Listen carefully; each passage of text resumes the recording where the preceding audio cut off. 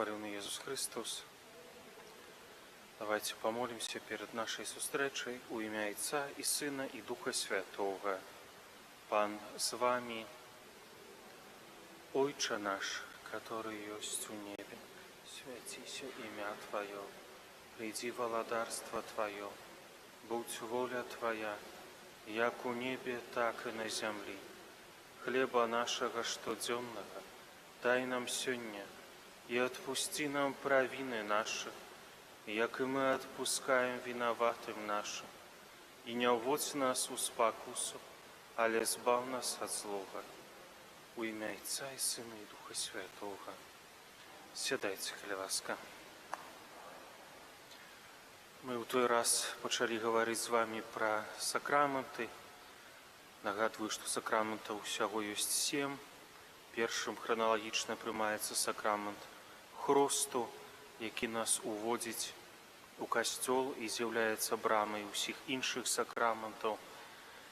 У каталіцкім касцёле лацінскага абраду, калі хрысціцца малое дзіця, то яно не прымае ніякіх іншых сакраментаў пры гэтым. Але калі падрасце, то прымае і першую камунію, і потым прымае сакрамент канфірмацыі, да чаго вы рыхтуецеся. Усходнія хрысціяне, яны, калі хрысцяць дзіця малое, то адразу ж удзяляюць яму і канфірмацыю, і эўхарыстыю пад відам віна кроў панскую удзяляюць дзіцяці. Таксама у нас жа толькі калі дарослы чалавек хрысціцца, ён адразу прымае 3 сакраменты разам: хрост, канфірмацыю і святую камунію. Як і плён сакраменту канфірмацыі, ён памнажае ласку сакраменту хросту, удзяляе нам дары Духа Святога і таксама удзяляе асаблівую ласку, каб можна вызнаваць хрысціянскую веру, абараняць яе і жыць паводле хрысціянскай веры.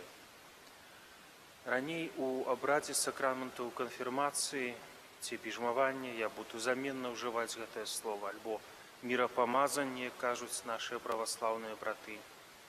У гэтым абрадзе прысутнічаў такі момант, што біскуп удзяляў гэты сакрамент, памазваў алеем, які называецца хрызма, на ўсходзе праваслаўныя называюць гэта алей міра, таму называюць сакрамент мірапамазання. І вось ён памазваў гэтым алеем, казаў адпаведныя словы і потым сімвалічна удараў таго, хто прымае сакрамент па шчацэ. Гэты знак быў узяты з абраду пасвячэння ў рыцары. Калі у рыцары пасвячалі чалавека ў сярэднявеччы, да яго не толькі дакраналіся мячом, але часта прысутнічаў жэст такога сімвалічнага удару. Гэта запомніцца. Я думаю, што вы згодзіцеся, калі хтосьці вас нават сімвалічна ударыў, гэта неяк бы вы успаміналі б гэта. Вось. І некаторыя біскупы, не ўсе да гэтага часу, калі ўдзяляюць сакрамент канфірмацыі, вось гэты сімвалічны дотык, сімвалічны удар захоўваюць. Бо так падкрэсліваецца якраз тое, што з'яўляецца плёнам сакраменту канфірмацыі, а плёнам з'яўляецца якраз тое, што мы атрымліваем асаблівую ласку, каб жыць згодна з хрысціянскай верай, абараняць хрысціянскую веру і сведчыць пра яе, пра нашу хрысціянскую веру. Мы абараняем сваю веру і становімся рыцарамі Хрыста. Яшчэ гэты сакрамент называюць сакраментам хрысціянскай сталасці, бо мы ўжо падраслі і больш свядома можам удзельнічаць у жыцці касцёла. Тады, калі мы адстойваем правату сваёй веры, крытычна ставімся да тых, хто насміхаецца з веры, і не даём дрэннага прыкладу сваім жыццём, што можа стаць прычынай для новых атакаў на веры.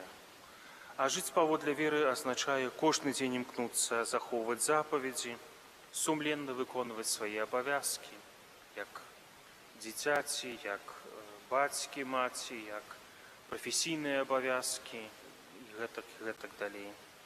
Жыць у еднасці з Богам праз штодзённую малітву, нядзельную імшу і ў іншай урачыстасці, стараннае вывучэнне праўдаў веры, частую споведь і камунію, ажыццяўляць запаведь любові да Бога і да чалавека. Мы, каб плён быў гэтага сакраменту, мы якраз і рыхтуемся да яго, бо калі, напрыклад, вучні заканчваюць школу, атрымліваюць атэстат, яны то могуць усім класам гэты атэстат атрымаць, але ўзровень іх ведаў будзе розны, і ўзровень іх адаптацыі да жыцця будзе розны у многім, у залежнасці ад таго, як яны падрыхтаваліся да гэтага моманту, калі яны заканчваюць школу. І тое самае можна сказаць і пра канфірмацыю. Вы ўсе, напэўна, атрымаеце гэты сакрамент. Ну, можа, прыдумаем экзамен, то там палавіну адсеем. Да? Палавіну, можа, адсеем, хто экзамен не здасць. А так, вось, все, хто прыме гэты сакрамент, ну то вы ўсе прымеце сакрамент, на ўсіх вас ідзе асаблівая ласка, звязаная з гэтым сакраментам, але эфект у многім Божай ласкі у вашым жыцці будзе праяўляцца ў залежнасці ад таго, як вы падрыхтуецеся да гэтага сакраменту і як потым па жыцці вы будзеце паглыбляць хрысціянскую веру. Як мы рыхтуемся да гэтага сакраменту? Ну, зразумела, тут напісана ў катэхізісе спасцігаць найважнейшыя праўды веры. Ну, гэта тое, што мы цяпер робім. Тое, што вы набылі гэтую кніжку, што вы дома яе, я спадзяюся, час ад часу прагортваеце, чытаеце, знаёміцеся, тое, што вы прыходзіце на заняткі, вось гэта паглыбленне праўдаў веры. Знайсці сведку канфірмацыі трэба. Я ўжо казаў, сведка павінен быць той чалавек, у жанчын жанчына, мужчын мужчына, які сам ужо быў ахрышчаны, прыняў сакрамент канфірмацыі і першай святой камуніі, хоча і можа выконваць гэтую функцыю, падтрымліваць вас па дарозе вось гэтай хрысціянскай сталасці, выбраць сведкаў. Выбраць сабе святога апекуна-заступніка. Ну, гэты пункт, ён датычыць таго, што вы павінны выбраць сабе, калі хочаце, другое імя. Большасць людзей хочуць і выбіраюць сабе другое імя у гонар якога-небудзь святога. Біяграфія якога, можа быць, вам імпаніруе. Можа быць, ён нейкую падобную жыццёвую гісторыю мае на вашу. Можа, ён апякун. Хтосьці любіць спяваць, то выберы святую Цэцылію, бо гэта апякунка касцёльнай музыкі і спеву. Хоць гэта не абавязкова браць другое імя, але задумайцеся і перад біжмаваннем за некалькі дзён мы будзем у вас пытаць, якое імя вы сабе выбралі, калі выбралі. Можна не браць другое імя, але выбраць заступніка, які, можа, вы у дзень яго нарадзіліся, ці біжмаванне ў гэты дзень будзеце прымаць. І каб ён мець з ім малітоўную сувязь і арыентавацца таксама на яго жыццё, старацца жыць больш святым жыццём. Далей, маліцца аб дарах Духа Святога. Вось гэты час ужо прысвячайце больш часу на малітву, прасіце, каб гэты сакрамент паўплываў на вас, каб гэты сакрамент перамяніў вашае жыццё. Хай гэтай малітвы будзе тыя некалькі тыдняў, якія засталіся да сакраменту канфірмацыі, хай гэтай малітвы будзе больш. Выхоўваць асабістую пабожнасць, сумленне, працавітасць, моцную волю, добразычлівасць. Гэта тое таксама, што з вашым асабістым з'яўляецца заданнем, ніхто ж не правярае, як вы там рыхтуецеся да сакраменту канфірмацыі, але гэта уклад ваш асабісты у вашу святасць. ачысціць душу ад граху праз споведь. Перад сакраментам канфірмацыі, можа, мы зробім з ксяндзом Ігорам які-небудзь дзень, калі будзе рэпетыцыя. Я так думаю, што гэта так будзе выглядаць. У нейкі дзень будзе, можа, субота перад прыняццем сакраменту канфірмацыі. Будзе рэпетыцыя, як выглядае імша з гэтым сакраментам. І магчымасць будзе споведзі. Хоць спавядацца можна і крыху раней, і не прывязваючы гэта да нейкай спецыяльнай нагоды. Але таксама настройвайцеся на такую добрую споведь. Можа быць, нават з усяго жыцця, калі ў вас ёсць такое жаданне. Сакрамент канфірмацыі хто можа ўдзяліць? Зразумела, на гэтую урачыстасць запрошаны біскуп, і біскуп можа ўдзяліць гэты сакрамент. У звычайнай сітуацыі толькі біскуп. У надзвычайных сітуацыях іншы святар. Якія гэта надзвычайныя сітуацыі? Калі памірае чалавек, які яшчэ не быў біжмаваны, у мяне адзін раз быў такі выпадак, што чалавек перад смерцю сваім, гэта было знянацку, ён сваім родным сказаў, што хацеў бы, ён нават не быў ахрышчаны, хацеў бы ахрысціцца. І я, прыехаўшы да яго ахрысціў, удзяліў сакрамент канфірмацыі і удзяліў таксама святую камунію. Ён 3 сакраменты прыняў адразу. І праз некалькі дзён памёр, і спадзяёмся, што адышоў паяднаны з гэтым светам і з Богом. Таксама можа быць, што кандыдатаў да канфірмацыі вельмі многа, і каб гэтая ўрачыстасць не зацягвалася, то біскуп можа узяць сабе такіх памочнікаў, святароў, і на імшы, на якую ўдзяляе гэты сакрамент, ён будзе ўдзяляць не адзін, але адначасова, не знаю, напрыклад, было б 1000 чалавек, то 300 біжмаваў бы ён, 325, 330 другі, 333. Разумееце, можа так, што вось ён на гэтую імшу выберэ сабе памочнікаў, калі шмат людзей. Тут не 1000 ж нас будзе, не так, што палова стаўцоў да еўраопта туды выстраіцца, і мы будзем тут удзяляць гэты сакрамент. Такой не будзе патрэбы. Вось. І іншая сітуацыя, калі канфірмацыю удзяляе святар, гэта калі хрысціць дарослага чалавека. Святары пытаюцца ў біскупа, ці ён не хацеў бы пахрысціць сам, але бывае, што біскуп заняты і не можа хрысціць дарослых у розных частках сваёй дыяцэзіі. І таму святар, калі хрысціць дарослага, таксама біжмуе і таксама удзяляе першую камунію. Я некалькі разоў таксама хрысціў дарослых і удзяляў ім сакрамент канфірмацыі і сакрамент святой камуніі упершыню. Вось.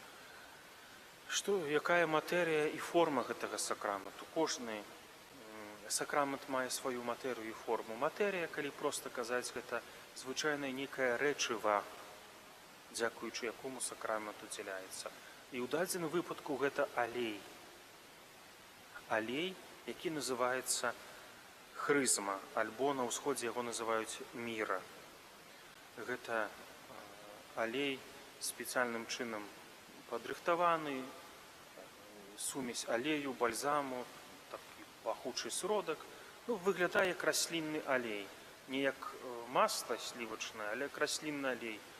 Вось, вы ж, напэўна, карыстаецеся і маслам сланечнікавым, і маслам аліўкавым.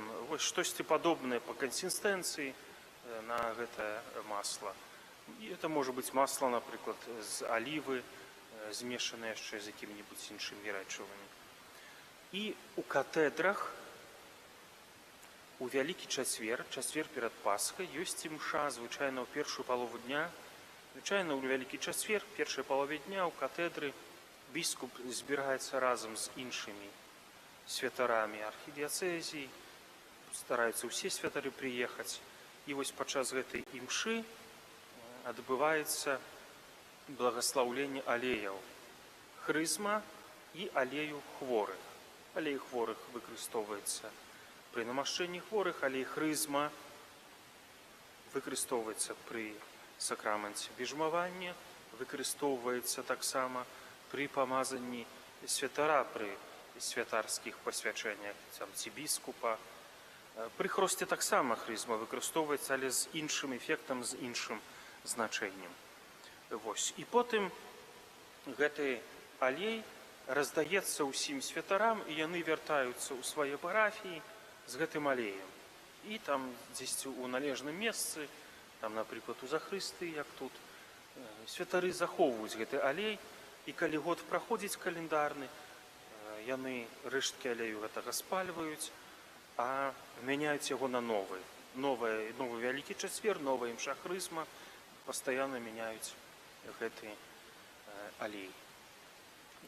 Таму, як вас будзе біскуп біжмаваць у адпаведным моманце імшы, вы пастроіцеся палова з аднаго боку, з левага па цэнтры, палова у чаргу стане з правага боку, з другога, так, гледзячы адзін на аднаго, вось так, паміж лаўкамі, скажем так.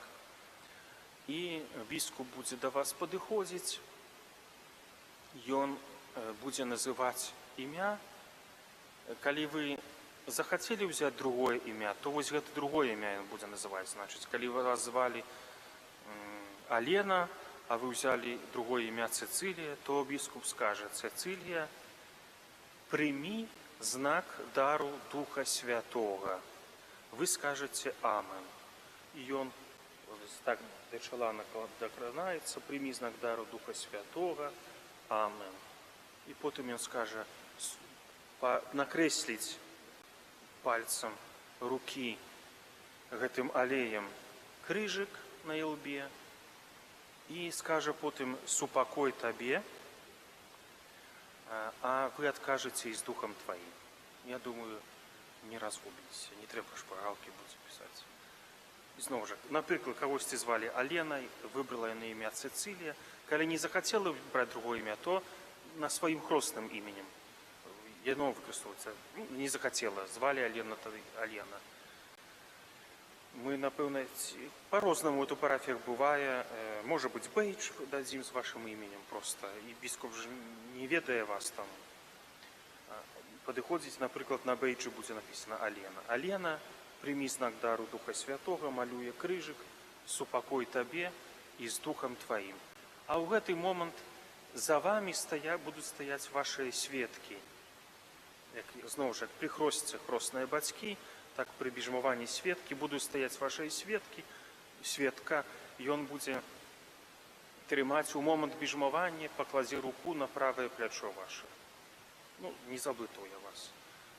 Вы стаіце паміж лаўкамі, за вамі. Мы яшчэ будзем інтэрпрэціраваць. За вамі вашыя сведкі, руку паклалі на плячо, біскуп падыходзіць: прымі знак дару Духа Святога, Амен, супакой табе і з духам тваім. Вось. І мы далей працягваецца святая імша, але вось такі самы істотны момант прыняцця гэтага сакраменту. Вось. Можа быць, на рэпетыцыі забудземся, цяпер і скажу такую практычную параду. Калі у жанчыну кагосьці такая прычоска пышная, то каб да ілба можна было дакрануцца.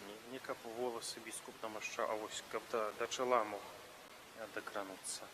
Можа, у хлопцаў, якіх будзе такая прычоска, каб проста паправіць воласы так, каб можна было валасы так, каб можна было дакрануцца да ілба. Там ёсць, канешне, іншыя моманты, што біскуп будзе працягваць руку, што будзе дыялог з кандыдатамі, там ён будзе ў пробушча пытацца, ці гэтыя кандыдаты гатовыя. Але істотны момант — это вось гэта намашчэнне: прымі знак дару Духа Святога, супакой табе і з духам тваім. Вось, і на імша потым закончыцца. У гэты там ці ў іншы дзень атрымаеце пасведчанні аб сакраменце канфірмацыі. Вось, і гэту дату варта ведаць, пасведчанні захоўваць. Напрыклад, хто потым будзе вянчацца, шлюб браць, то калі перад шлюбам запісвае вашыя дадзеныя святар, ён будзе пытацца: калі вас хрысцілі, дату скажыце, калі было біжмаванне, да, то скажыце, чаму не біжмаванае, калі не біжмаванае, таксама ў святара можа ўзнікнуць такое пытанне. Вось, і пасля імшы там агульны фотаздымак, можа быць нейкі там пачастунак. Вось, так што хай гэта для вас будзе такі урачысты дзень, урачысты момант, нічога не плануйце важнага на гэты дзень, такого, што вам перашкодзіла ў гэтай вашай падрыхтоўцы. Наступны сакрамент, гэта сакрамент, і тут яшчэ раз хочу вам нагадаць, перад тым, як перайду да сакрамента Эўхарыстыі, ужо цяпер пацікаўцеся дату вашага хросту. Калі вас хрысцілі ідзе, то мы будзем запісваць у адпаведную кнігу дадзенае, што такі-такі, які быў хрышчаны тады і тады, тады і тады прыняў канфірмацыю. Можа быць, нават у парафію, дзе вас хрысцілі, вышлем эту інфармацыю, каб там, дзе вас хрысцілі ў кнізе, дзе это запісана, у той парафіі, дзе вас хрысцілі, ёсць запіс, што такі-такі быў хрышчаны там і там, каб там з'явілася таксама і нататка, што вы прынялі сакрамент біжмавання. Вось, пацікаўцеся, дзе і калі вас хрысцілі. Сакрамент Эўхарыстыі. І пры сакраменце канфірмацыі яшчэ хочацца сказаць такі момант, дзе ў Бібліі мы знаходзім гэты сакрамент. Ёсць некалькі месцаў, не ў Евангеліі, але у дзеях апосталаў, напрыклад, у пасланнях апостальскіх, дзе сказана пра памазанне Духам Святым. Гэта Касцёл перакананы, гаворка ідзе пра канфірмацыю. І нават ёсць момант у дзеях апосталаў, дзе апосталы сустрэлі хрысціян, якія казалі, што мы ахрышчаны, але не прымалі яшчэ Духа Святога. І апосталы ім удзялілі Духа Святога і спаслалі на іх Духа Святога. Это таксама такое біблейскае пацверджанне сакраменту канфірмацыі, існавання гэтага сакраменту з самага пачатку Касцёла. Бо вы ж таксама ў большасці усе былі ахрышчаны, яшчэ Духа Святога не прынялі. Як бы ў такой падобнай сітуацыі знаходзіцца, як людзі з той гісторыі з дзеяў апосталаў.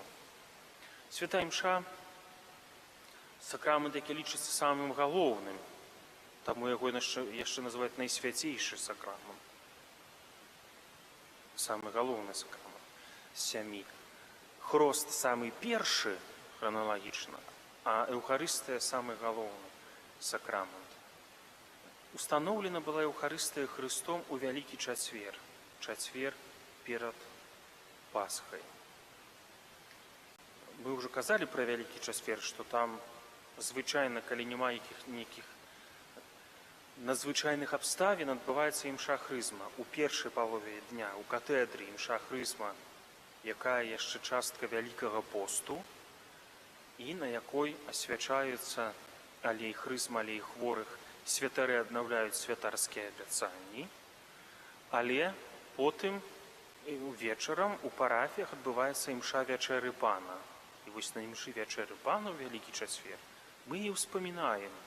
Это ўжо не Вялікі пост, а трыдыум называецца гэты невялікі перыяд, скажем так.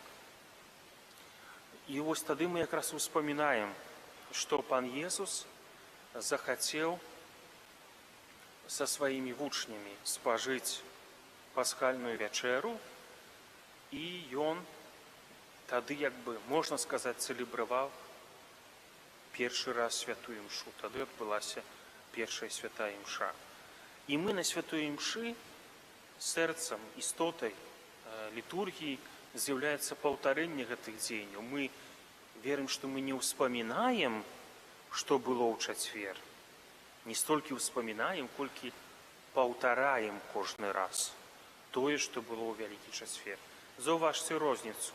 Успомніць, што калісьці было, і паўтарыць тое самае.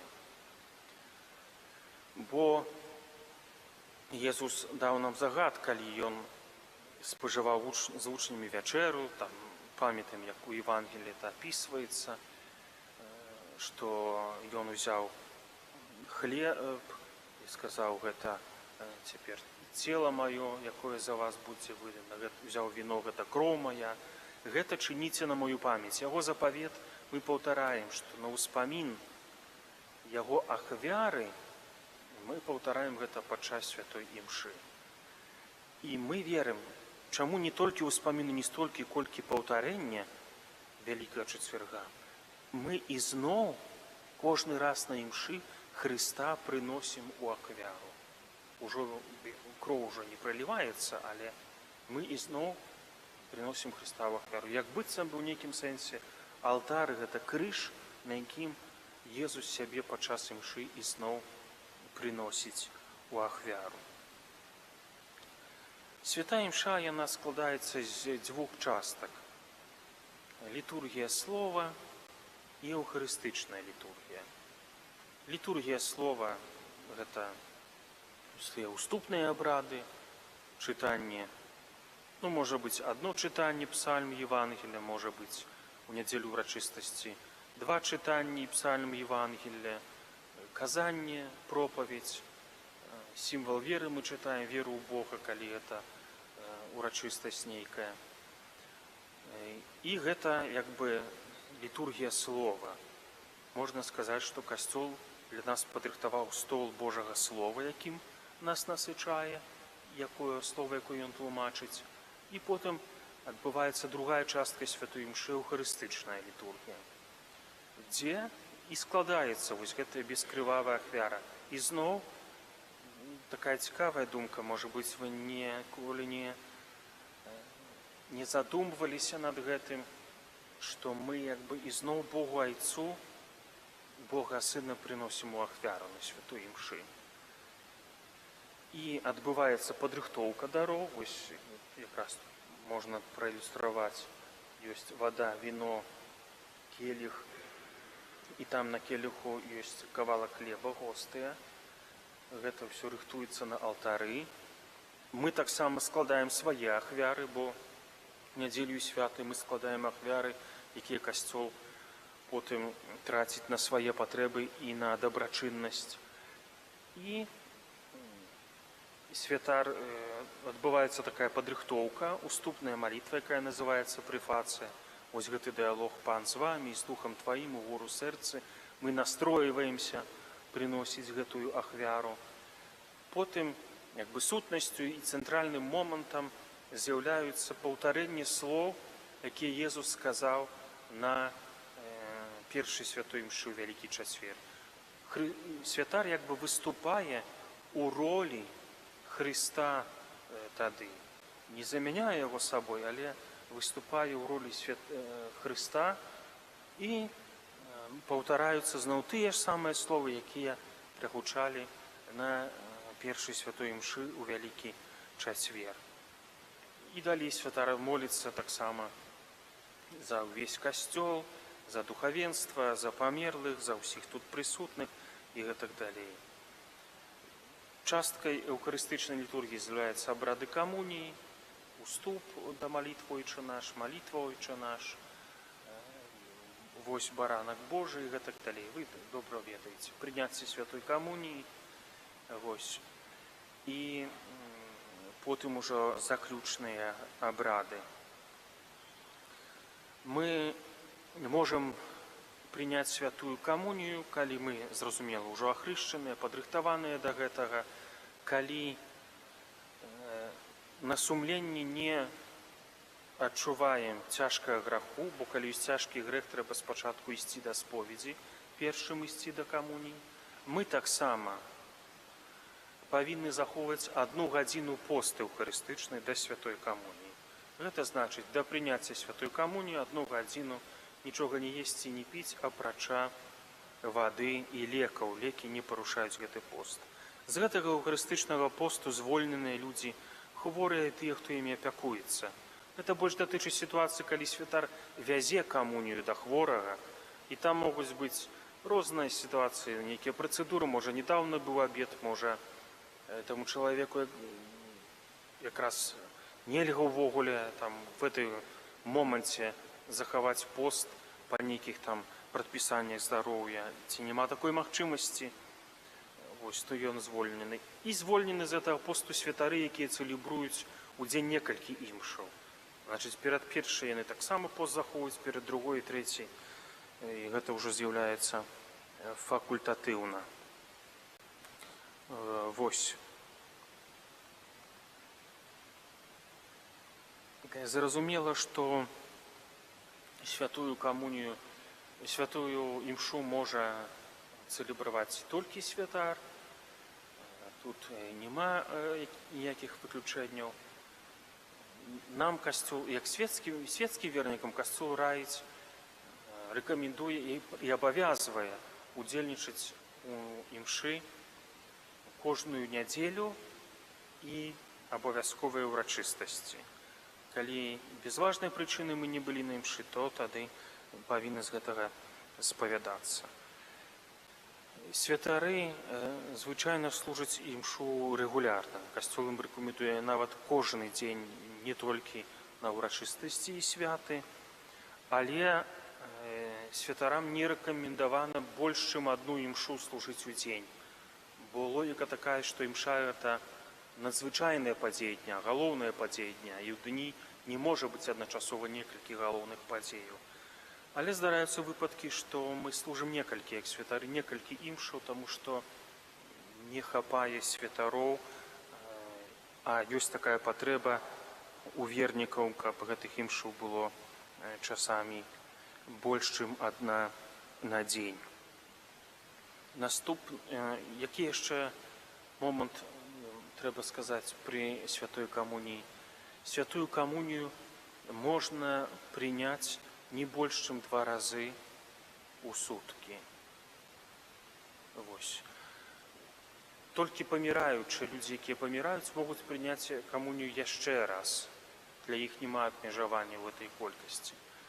Але калі, не ведаю, па нейкай прычыне так як здарылася, што вы тут былі на адной імшы раніцай, потым паехалі, зашлі ў другі касцёл, там была імша, і там прынялі камунію, то 3-й раз не можаце ўжо прыняць камунію ў той самы дзень. І то, калі прымаем камунію другі раз у суткі, то мы павінны быць на імшы ад пачатку і да канца. Бо можна тэарэтычна ў будні, не ведаю, прыйсці на рэкалекцыі, на імшы пабылі, але да споведзі, да камуніі не ішлі, бо быў цяжкі грэх, то пашлі да споведзі, папрасілі, ксёндз нам удзяліў святую камунію. Мы як бы па-за імшой зусім яе прынялі. Але калі так здарыцца, што другі раз у дзень, у суткі мы захочам прыняць камунію, то тады ўжо павінны быць на імшы ад пачатку і да канца. Вось, значыць, не больш, чым 2 разы, прычым другі раз, калі хочам прыняць, то павінны быць на імшы ад пачатку і да канца. Вось. Што яшчэ нас адрознівае крыху ад нашых усходніх хрысціянаў, братоў, праваслаўных, грэка-католікаў, тое, што камунію Еўхарыстыю мы ушаноўваем таксама асаблівым чынам і па-за святой імшой. Ёсць у нас алтар, на якім адбываецца імша і служыцца Еўхарыстыя, але тут мы яшчэ бачым табернакулюм. Табернакулюм, можна па-другому сказаць, даразахавальніца. Навошта там захоўваецца святая камунія? Навошта там Еўхарыстыя захоўваецца? На пачатку, у першых веках касцёла, толькі для таго, каб удзяляць камунію тым, хто не мог яе прыняць падчас імшы. Напрыклад, хворым завесці, паміраючым завесці камунію, яе пасля імшы захоўвалі ў спецыяльным месцы. Але з цягам часу ў нашай заходняй традыцыі узнік таксама культ і пашана да святой Еўхарыстыі па-за імшой. Што праяўляецца ў чым? Мы заходзім у касцёл кленчым, выходзім з касцёла кленчым, пераходзім па цэнтры кленчым. Мы так ушаноўваем найсвяцейшы сакрамент, які тут захоўваецца. У усходніх хрысціянаў няма такой традыцыі. Стараемся ў касцёле захоўваць цішыню таксама, каб ушанаваць вось гэтую сакральнасць таго, што тут прысутнічае пан Езус пад відам хлеба. Таксама ёсць моманты, што адбываецца набажэнства, выстаўляецца найсвяцейшы сакрамент, і мы таксама ушаноўваем, пакланяемся Хрысту, прысутнаму пад відам хлеба вось у гэтай белай гостыі. І добрая практыка, калі ёсць свабодны час, касцёл адкрыты, нават на хвіліну зайсці, паглядзець, ці касцёл адкрыты, і тут хвіліну паадараваць пры найсвяцейшым сакраменце. Таму многія таксама як бы так коротка выражаюць сваю пашану да найсвяцейшага сакраменту, калі, напрыклад, праходзіць каля касцёла і робіць знак крыжа з думкай, што вось там у касцёле знаходзіцца як бы сутнасць, істота таго, што адбылося крыху менш, чым 2000 год таму назад, калі Пан Езус прынёс сябе ў ахвяру за нашыя грахі. Пра споведь. Ну, давайте яшчэ коротко скажем тады пра споведь. Споведь – это адзін з сакраментаў хрысціянскага ачышчэння, так як і намашчэнне хворых. Бо калі Еўхарыстыя, хрост і канфірмацыя – гэта увядзенне ў таямніцу хрысціянства, ініцыяцыя, то споведь і намашчэнне хворых – гэта хрысціянскага ачышчэння сакраменты. Адзіным магчымым спосабам атрымаць адпушчэнне цяжкіх грахоў у звычайнай сітуацыі для чалавека з'яўляецца, ужо ахрышчанага, з'яўляецца якраз такі споведь. Пан Езус выразна сказаў апосталам: «Каму адпусціце грахі, таму будуць адпушчаны, на кім пакінеце, на тым застануцца». Не ў такім сэнсе, што Пан Езус сказаў біскупам, святарам: «Ты хочаш, яму адпусці, а этаму не адпусці, каму захочаш». Не ў такім сэнсе, а ў такім сэнсе, што святар, прысутнасць святара на споведзі дапамагае ацаніць, святар як прадстаўнік касцёла ацэньвае, ці гэтаму чалавеку можна адпусціць грахі. Бо уявім сабе сітуацыю, што чалавек прыходзіць на споведь, называе свае грахі, святар его спытаецца: ці ты раскаиваешься ў іх? Ён бы сказаў, напрыклад, не раскаиваюсь, альбо за гэтае раскаиваюся, за гэтае не. Святар яму не можа адпусціць грахі. У такім сэнсе не ад настрою святара это залежыць, а ад таго, каб ацаніць стан душы чалавека. Можа быць, тут такого рэдка магло б здарыцца, але ў вялікім горадзе цалкам магчыма зойдзе чалавек выпадковы, ці там крыху весялейшы, і да споведзі Бог сын спавядае, там у фільме бачу, што спавядаецца. Святар яго адашле, сказаўшы: вот ёсць падрыхтоўка, схадзі, каб настройся і гэтак далей. Але нават момант такі псіхалагічны, заўважце, прызнацца ў граху, Бог-то і так это ведае грахі, ён так іх ведае. Прызнацца ў граху чалавеку, Богу ў прысутнасці чалавека зусім па-іншаму, чым бы мы так паступалі. Зграшыў, Божа, прабач, і пашоў там, да? Так некаторыя кажуць, так же ж можна было паспавядацца. Але прысутнасць іншага чалавека, мы патрабуем іншага чалавека, а у важных момантах, як тэрапія у псіхолага, у псіхіятра, як адбываецца, патрэбны іншы чалавек, якому мы агучваем свае думкі, свае намеры, свае пастановы, іначе это слаба альбо зусім на нас не дзейнічае. І вось умець пераступіць праз свой, можа, нейкі фальшывы сорам і агучыць гэтыя грахі. Бог, напэўна, таму улічыў нашу псіхалогію, што нам патрэбна вось менавіта прызнанне перад кімсьці. Можа быць, святар нам дасць нейкую параду, можа быць, гэтая парада не прыгучыць, але самае важнае вось гэты момант агучвання у прысутнасці прадстаўніка касцёла сваіх грахоў. Гэта чымсьці наше пакаянне тады мае не толькі проста эмацыянальны нейкі аспект, што мне лягчэй стала, я гэты бруд сябе скінуў, але мае наше пакаянне больш аб'ектыўны характар, калі я прызнаюся, вось гэта і гэта я зрабіў. Для того, каб паспавядацца, трэба выканаць умовы споведзі, рахунак сумлення, жаль за грахі, шчырая споведь, выкананне прызначанай пакуты, пастанаўленне моцнае выправіцца. Ну, можна звесці да трох гэтай умовы, бо калі я шкадую за свае грахі, я перш павінен успомніць, якія грахі я ўчыніў, значыць, зрабіць праверку свайго сумлення, ці там адкрыць спісак запаведзей, пачытаць, якія запаведзі. Ёсць падрыхтаваныя пытанні перад споведдзю, так вот сваю душу праверыць. Вось гэта рахунак сумлення, я адчуваю шкадаванне за свае грахі і прымаю намер пастарацца і больш не зрабіць. Шчырая споведь у чым заключаецца, што я на споведзі павінен расказаць усе грахі цяжкія, яшчэ не адпушчаныя. Ну, нармальная ситуация – это ад моманту апошняй споведзі. Таму мы на споведь прыходзім і гаварым. Апошні раз споведаўся месяц назад, зрабіў такія грахі, больш грахоў не памятаю, абяцаю больш не грашыць, прашу пакуце і настаўлення адпушчэння грахоў.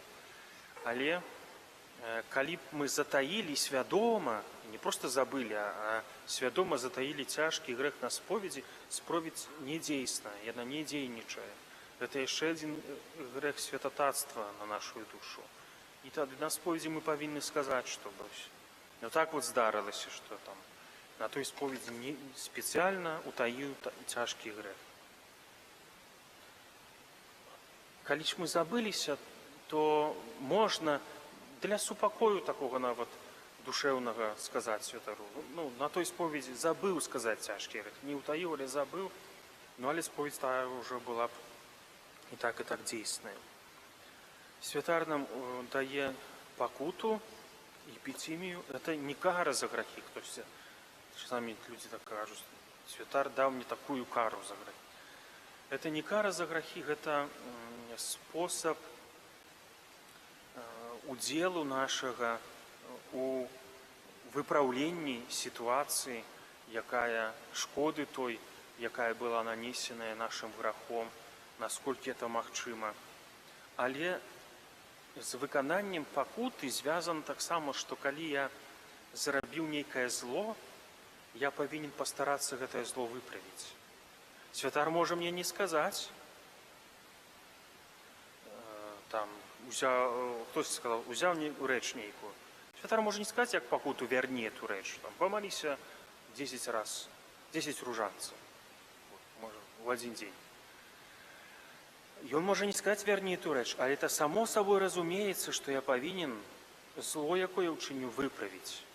Я вам уже, по-моему, прыводзіў такі прыклад, што святар аднойчы, чалавек адзін расказваў, што святар яму сказаў на споведзі: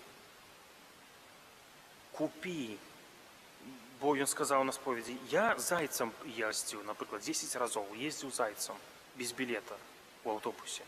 Ён яму сказаў: купі столькі білетаў, колькі ты праездзіў, і не выкарыстай іх. Разумееце, это выкананне нанесенай шкоды. Значыць, гэтыя білеты каштавалі, там, не ведаю, жэтон у метро 90 копеек каштаваў, купі 10 жэтонаў і не выкарыстай іх. І жэтона можа такі слабейшы прыклад з білетам і не праедзь па гэтым білеце. Разумееце, што вось пастарацца вярнуць тую шкоду, якая у дадзеным выпадку была нанесена дзяржаве. Парушыў чесці добрае імя, значыць, пастарайся сказаць, што я там неправду расказваў. Гэты чалавек, напрыклад, не вінаваты ў тым, у чым я яго абвінавачваў. Вось.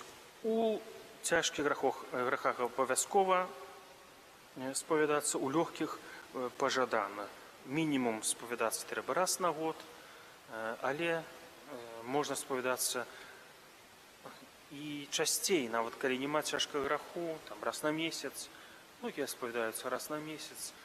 Вось, як практыка такога духоўнай працы таксама над сабою.